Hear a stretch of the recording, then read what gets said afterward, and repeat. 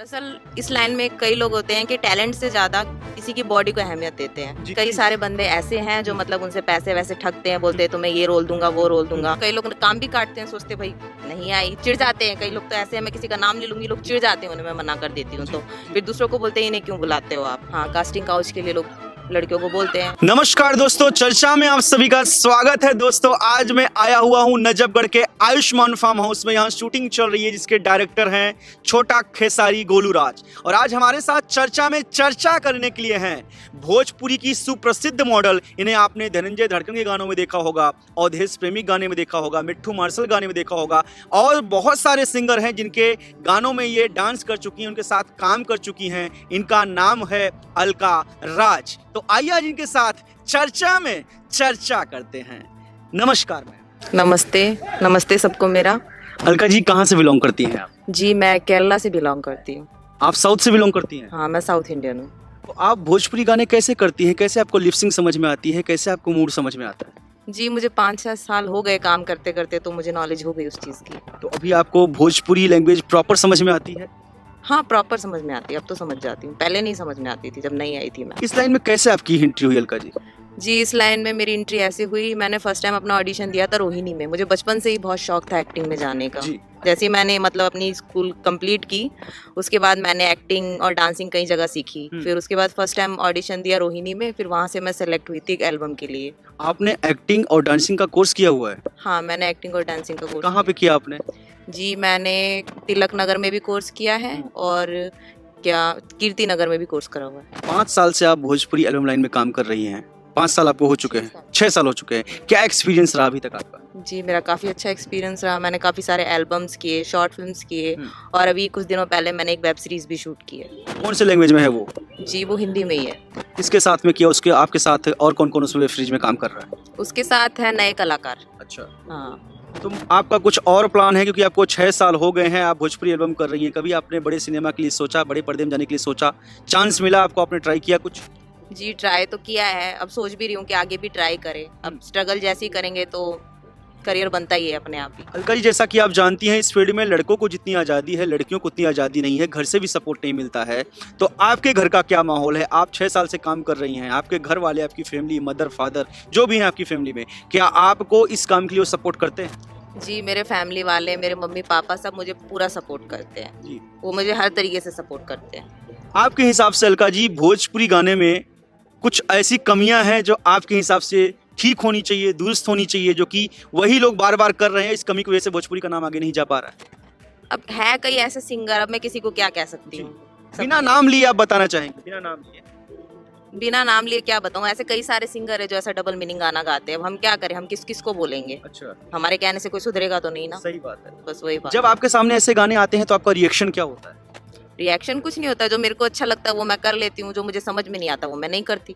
आपके हिसाब से दिल्ली में, क्योंकि ज़्यादातर आप दिल्ली में ही शूट करती हैं, सबसे बेस्ट डायरेक्टर भोजपुरी में कौन है आपके हिसाब से? जी डायरेक्टर तो मेरे ख्याल से सारे ही अच्छे हैं, और इस समय जो मुझे सपोर्ट कर रहे हैं वो है गोलू राज, छोटा खेसारी। अच्छा। हाँ, तो मेरे ख्याल से तो सारे डायरेक्टर अच्छे हैं। पी कृष्णा जी भी अच्छे हैं, आतिश जी भी अच्छे हैं, आरसीएम के डायरेक्टर भी अच्छे हैं। आई मीन सारे ही डायरेक्टर अच्छे हैं। मैंने तो सबके साथ ही काम किया, गंगा वालों के साथ भी काम किया, तो सभी अच्छे हैं। अभी तक आपने किस किस पॉपुलर सिंगर जो मार्केट में बज रहे हैं, जो चल रहे हैं, किन किन सिंगरों के गाने में आपने काम किया है? कहाँ कहाँ आपने काम किया? जी मैंने काम किया इस वक्त अवधेश प्रेमी के साथ भी मैंने काम किया है, और मैंने धड़कन के साथ भी काम किया है। धनंजय धड़कन? हाँ, धनंजय धड़कन जो है। और फिर उसके बाद मैंने गुड्डू रंगीला जी के साथ भी कई सारे एल्बम्स किए हैं। अच्छा, मतलब कि आपकी जो आज के टाइम पे मार्केट में पॉपुलर चल रहे हैं सबके साथ आपने काम कर रखा है। आप किसको फॉलो करती हैं? क्योंकि आप भी एक एक्ट्रेस बनने आई थी, आपने कोर्स किया, तो आपका भी कोई आइडल रहा होगा, किसी को आपने चाहा होगा उनके जैसा बनना है, तो आपका आइडल कौन है? जी मेरी आइडल है करीना कपूर। करीना कपूर? मैं उन्हीं को मतलब शुरू से फॉलो करती आ रही हूँ, मेरे को उन्हीं की तरह बनना था। तो आपने भोजपुरी में ही एंट्री क्यों की? अगर आप करीना कपूर को फॉलो करती हैं तो आपने बॉलीवुड में एंट्री क्यों नहीं? जी क्योंकि दरअसल जब मैं इस लाइन में आई थी मेरी एज सिर्फ 16-17 साल थी, और उस एज में मुझे कुछ इतनी समझ नहीं थी कि कहाँ से शुरुआत करनी है। बस एक जुनून था कि एक्ट्रेस बनना है, अच्छा। तो उस जुनून में मैंने भोजपुरी में कदम रख दिया था। आप डिसाइड नहीं कर पाए उस समय, आप टीनेजर में थी, आपको पता नहीं चला कि इस लाइन में जाना है उस लाइन जाना है, आपको चांस मिला, आप आ गए। हाँ, बस चांस मिला और मैं आ गई। आपके हिसाब से जैसे अगर कोई लड़की है वो डांस अच्छा कर रही है, एक्टिंग अच्छा कर रही है, तो उसे क्या सोच के, विचार के, या भोजपुरी हो या बॉलीवुड हो, क्या सोच के उस लाइन में कदम रखना चाहिए? पहली बात है सोचना चाहिए इस लाइन के बारे में आने से पहले कि इस लाइन में आने के बाद मुझे क्या क्या देखना पड़ेगा, क्योंकि जब हम आते हैं तो हमें नहीं पता होता कि इस लाइन में आने के बाद हमारे साथ क्या होगा, हमें आगे कितनी स्ट्रगल करनी है। क्योंकि मैं भी नहीं थी तो मैं भी ऐसी थी, मुझे भी जुनून था उस टाइम पे, बहुत ज्यादा जुनून था। मुझे कई लोग मना भी करते थे इस लाइन में मत जाओ, सही नहीं है, कोई जॉब कर लो ये वो, पर मैंने किसी की बात नहीं सुनी क्योंकि मेरे को जुनून था, एक तरीके से पैशन था, तो मैंने लाइन में कदम रख दिया। तो वही है, अगर किसी का जुनून है तो ऑफकोर्स उसे आना चाहिए। आपके हिसाब से अलका जी, सिनेमा लाइन में लड़कों के लिए ज्यादा टफ है स्ट्रगल या लड़कियों के लिए टफ है? आई थिंक लड़कों के लिए। लड़कों के लिए ज्यादा टफ है, क्यों?